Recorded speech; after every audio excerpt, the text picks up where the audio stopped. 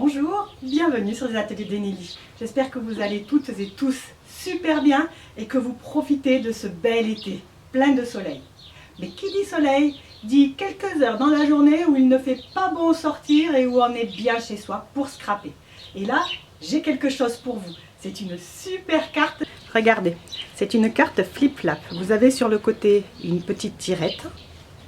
Flip-flap. Elle s'ouvre, elle se ferme très facilement quand on ouvre la tirette. Et à l'intérieur, c'est un vœu que j'ai mis. C'est chouette, hein? On ne peut pas s'empêcher de tirer en fait. Allez, cette carte-là, elle est super facile à faire. Vous pouvez la faire en une après-midi pour l'envoyer à vos proches, pour vous faire plaisir. N'hésitez pas, je vous mets sur mes mains et on va la faire ensemble, cette carte. Et je vais commencer par vous présenter le matériel que j'ai utilisé pour faire ces cartes. Alors il nous faut d'abord du papier imprimé. Du papier imprimé, je suis sûre que vous en avez à la maison. Moi, j'ai utilisé celui de chez Stampin' Up, bien sûr, puisque je suis démonstratrice Stampin' Up et que je vends le matériel de cette marque. Il s'agit de la série de papier qui s'appelle Joliment Éclectique. C'est une très grosse série de papier puisqu'elle comprend 48 feuilles recto verso en format 30,5 par 30,5 cm. C'est une série de papiers qui fait un petit clin d'œil à tout le catalogue annuel Stampin' Up, puisqu'on y retrouve des motifs, des sets de tampons qui sont à l'honneur cette année. Vous verrez les jolies marguerites. Nous avons aussi des motifs qui font penser à la perforatrice Joliment Éclectique, des motifs qui font penser aussi au parterre de fleurs du papier œuvre magistrale, et j'en passe. J'ai décidé de faire mon tuto avec ce joli papier avec des rayures roses d'un côté et un semis de fleurs de l'autre côté.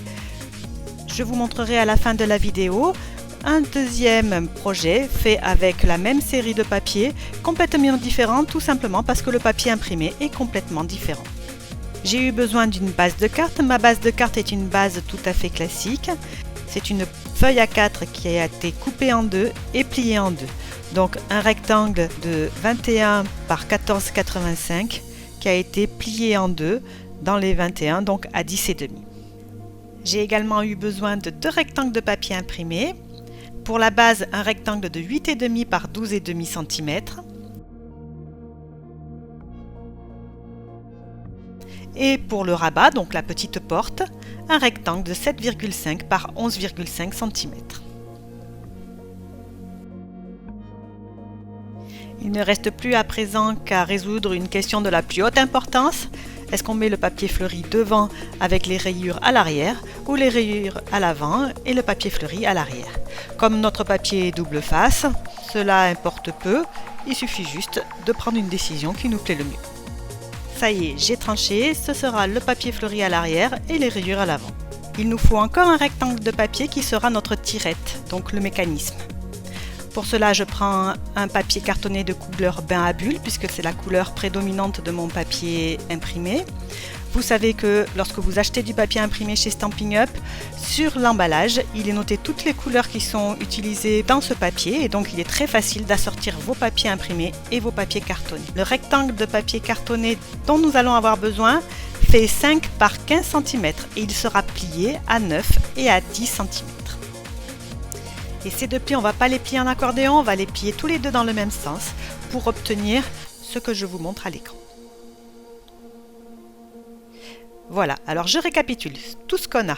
On a un grand rectangle de papier, là le moi c'est celui à fleurs. Un petit rectangle à papier qui sera la porte qui fait flip-flap en s'ouvrant et en se fermant. Et nous avons aussi le mécanisme qui est un rectangle de papier cartonné que nous avons plié et que je vous montrerai comment assembler. Mais pour commencer, je vais tracer un repère sur le plus grand rectangle qui est pour moi la base, le papier imprimé fleuri. Je sors ma règle et un petit crayon et je vais tracer une ligne à 3,5 cm du bord droit. Sur cette ligne, je vais tracer un repère à 3,7 cm par rapport au bas et à 3,7 cm par rapport au haut de la feuille. Voilà ce que l'on obtient. Nous avons 3,7 cm par rapport à la partie haute, 3,7 cm par rapport à la partie basse et 3,5 cm par rapport à la droite. Et entre mes deux repères, je vais couper.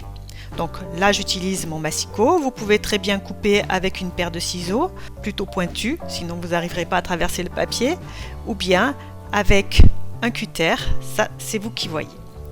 Voilà, je me retrouve avec une fente à l'endroit que j'avais noté. Il ne me restera plus qu'à gommer ce trait de crayon et à mettre en place mon mécanisme. Alors pour ça c'est très simple. Il faut juste rentrer le morceau de papier qui est notre tirette de cette façon-là. Vous avez vu, je l'ai glissé dans la fente en passant par l'avant et du coup je me retrouve avec le petit rabat devant moi que je peux rabattre à droite et à gauche à volonté. Et une fois que ça c'est fait, le reste ça va tout seul. Je vous montre tout de suite. Je commence par mettre un morceau de scotch double face entre les deux pliures, vous savez celle qui était à 9 et à 10 cm. Je m'assure que mon clapet il est bien fermé sur ma droite et je colle mon double face. Sur ce double face, je vais y coller la porte en l'alignant bien sur le bord de mon petit clapet.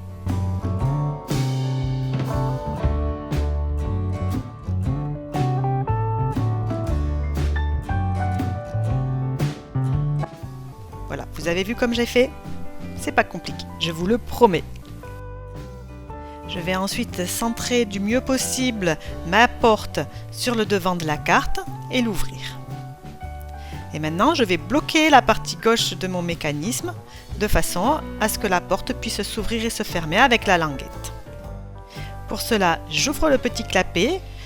Complètement à gauche, je mets du ruban double face et je ferme. Et voilà, ça y est, notre mécanisme, il est prêt, il fonctionne. Vous pouvez essayer, moi j'ai essayé bien sûr, et vous allez voir, on ouvre, on ferme, et flip, et flap, et flip, et flap, et ça marche parfaitement. Il ne nous reste plus qu'à coller notre assemblage sur la base de carte. Bien sûr, on évite de mettre de la colle sur la tirette, sinon ça ne marchera plus du tout, ça restera collé bien sûr. Alors je vous dis ça parce que bien sûr c'est du vécu, ça m'est déjà arrivé. Et voilà, notre carte, elle n'a plus qu'à être décorée. Le mécanisme est terminé. Alors pour tous ceux qui font cette carte avec moi, dites-moi, est-ce que je vous ai complètement perdu ou est-ce que vous êtes arrivé à bon port et est-ce que vous êtes arrivé à faire ce mécanisme? Dites-moi-le en commentaire, vous savez que j'adore vous lire, j'adore vous répondre quand vous avez des questions. N'hésitez surtout pas à poser vos questions, je suis là pour ça. Et pour la décoration, voici le set de tampons que j'ai utilisé. Il s'agit du set de tampons Tendres Attentions de chez Stampin' Up. Vous savez comment je l'adore, je l'utilise très souvent. J'ai également utilisé le set de poinçons qui lui est assorti. Il est tellement fin et délicat, lui aussi, je l'aime beaucoup. Et j'ai également utilisé les poinçons pleins d'élégance parce que ce sont des étiquettes et des étiquettes, on n'en a jamais assez.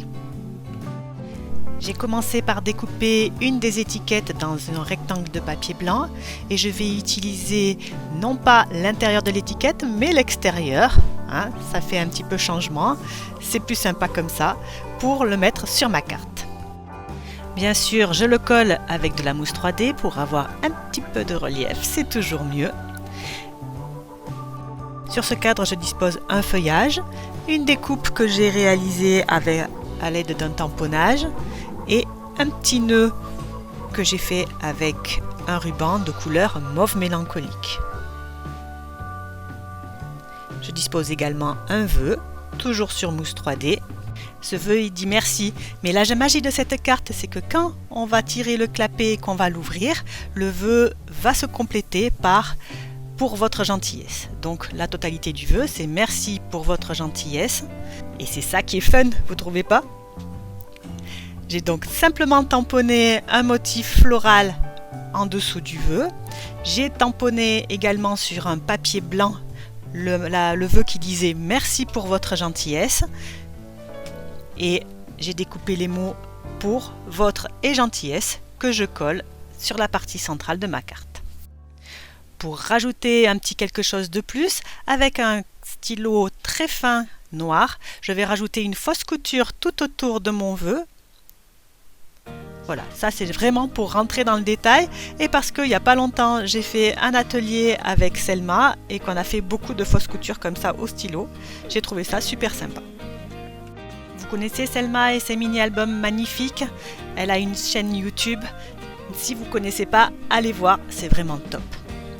Voilà, notre carte, elle est maintenant terminée. Le mécanisme flip-flap, il fonctionne parfaitement et je vais vous montrer un autre modèle que j'ai fait avec exactement le même set de tampons, avec le même matériel, mais cette fois avec une dominante de bleu. Et bien sûr, maintenant c'est à vous de travailler, c'est à vous de me dire laquelle de ces deux cartes vous préférez. Est-ce que vous préférez la version rose ou est-ce que vous préférez la version bleue? En tout cas, moi, je me suis super bien amusée à vous montrer ce tutoriel aujourd'hui. N'hésitez pas à le faire chez vous avec le matériel que vous avez à la maison. Pendant les heures les plus chaudes de la journée, vraiment, vous n'avez rien de mieux à faire, croyez-moi. Si cette vidéo vous a plu, n'hésitez pas à liker, à commenter, à partager ou à vous abonner. Moi, je vous retrouve la semaine prochaine pour un nouveau tuto scrap ou carterie. En attendant, profitez de ce bel été et scrapez bien. Au revoir.